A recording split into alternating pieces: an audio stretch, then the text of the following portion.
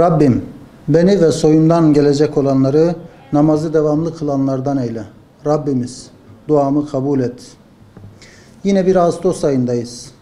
Nasıl ki Ramazan ayı denince akla Kur'an gelir, Ağustos ayı denince de yürüttüğümüz çalışmalarla temenni ederiz ki inşallah evvela namaz akla gelir.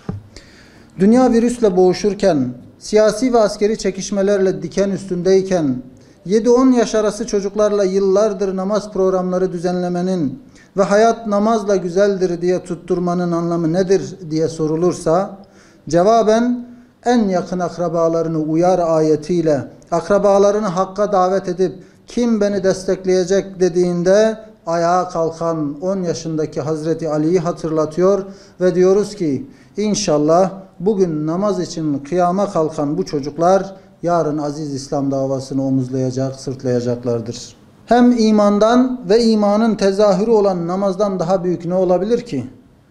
İkinci Dünya Savaşı gibi bir hadiseyi bile takip etmeyen ve kendisine neden hiç ilgilenmiyorsun acaba? Acaba bundan daha büyük bir hadise mi var?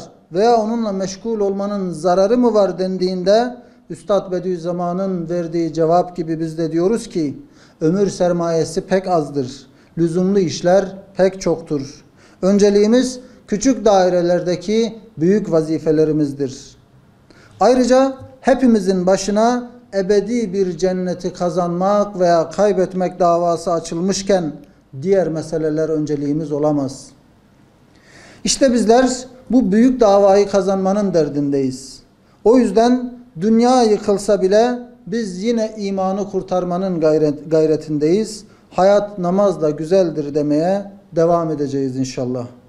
İşte bu gerçekten hareketle Kur'an Nesli platformu olarak tüm çocuklarımızı 17 Ağustos'tan sonra 2 haftalığına Rehber TV ekranları başına davet ediyoruz.